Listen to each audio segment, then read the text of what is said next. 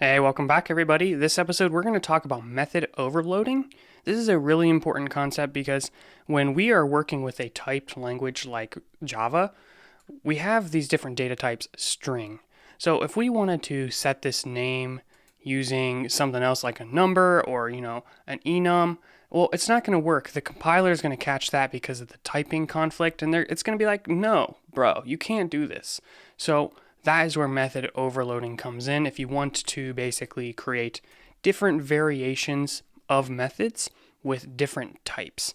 So let's just get into that and yeah, let's get started. But before we get started, and no, I'm not going to say this video is sponsored, although it is, and we'll talk about that in a second, I wanted to give an example of method overloading, which is println. So check this out. If I do a system.out.println, I can pass in a number here, and that works just fine. I can also pass in a string, and it works just fine. So what I want to do is I want to take a look at the declaration. Oh, geez. It's not working. Okay, there we go. And you can see this one takes an integer. What about this other one? So let's go up here, and we'll check the declaration of this one. And you can see this one takes a string. So there's actually different variations of the same method, with the only difference it has a different signature, which is the fancy word to describe the entire structure here. However, the return type is not part of that signature. So the main thing is just the combination of the different parameters, the number of them, or the type of them. So now that we got like that crash course done, now we can talk about our wonderful sponsor. Mwah. This video is sponsored by DiffBlue. DiffBlue offers a free AI-powered unit test generation tool for Java developers. DiffBlue writes your unit tests for you and delivers human-readable code to increase your test coverage and speed up your development, while ensuring you didn't break anything along the way. With a free community edition available as an IntelliJ plugin, DiffBlue is super easy to get started with. Best of all, as a viewer of my channel, you can get a free license upgrade to automatically write tests for either open source or commercial code. Get started using the link below. Alright, so let's get back to this. What we're going to do is we're going to create another method here for set name. So we'll just say void set name. And in order for this to be an overload, we have to have a different number or type of parameters. So right now this is valid because this one has 1 parameter, this one has 0 parameters. So that could work, although there's a couple of issues with this, which is, why would we ever want to accept anything except a string? For a name, it makes sense that it's a string. However, for some methods, it does make a lot of sense to have different types that work with it. So an example of a good method that could use an overload is this membership here.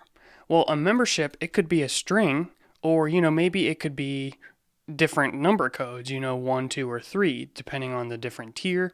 Or maybe if you guys have worked with enums, it could be silver, bronze, or gold. So let's talk about doing that. So what we're going to do is we're going to basically copy this set get setup, but for membership. So then we will finish our encapsulation, and we'll also be able to create an overload. So let's first create the set membership. So we'll just copy that pattern, set membership. So it's going to be void and then set underscore and then whatever we're setting. And then the very first thing in this parameter list is going to be of the same type as this attribute here. So string membership.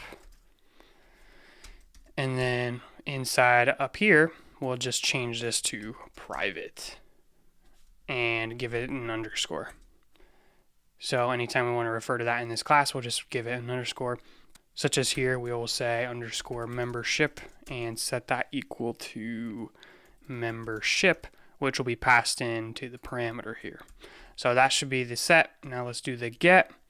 And if you need some more practice with getters and setters, that's what we did in the previous video. So be sure to check that out and also to click the like button. And now we'll just say string get membership. And this is going to not take any arguments passed in. And this will just return underscore membership. So let's just make sure we can use these getters and setters correctly in our calling code. So u.membership, instead of that, we're going to say u.setMembership and pass in the value gold. And then we'll also check the setter. So we'll say print line u.get membership. Running this puppy, we got Caleb and gold, so it seems to be working. All right, so the getter and setter is working. Now let's create that overload. So we will create another set. So it's still going to be void set membership. And this one is going to take an enum value. And this is going to be a great opportunity to show you that you can store other different types inside of this main type here, class user. So that'll be pretty cool. Just follow along. And sorry, I don't know why my scrolling is so terribly slow. It's like glitching out on me. We'll just say membership and then membership again, lowercase.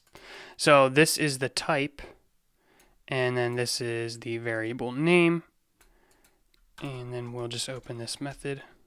All right, so we need to create this type. If we hover over this, it says create class membership, although we don't actually want to create a class. We want to create an enum, which is just a little bit different. So it might be in here.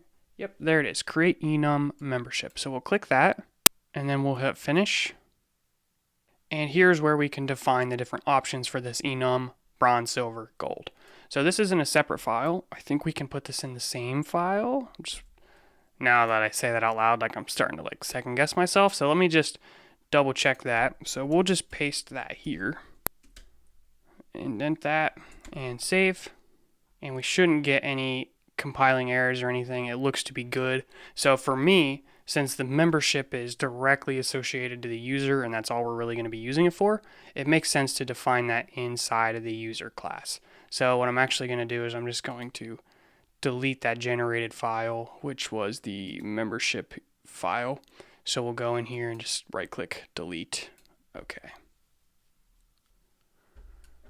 Continue. All right, so let's talk about how to create an enum now. Bronze, silver, and gold. All right, that should work. And then what we can do is we can decide how to store this internally. So I'm going to just store it as the string version. So you could also store it as an enum. That's up to you. So here's how we can basically convert an enum value from this parameter to a string. All we would need to do is say underscore membership is equal to membership, which refers to the parameter, dot name. And this returns the name of the enum constant. And this is a method. There we go.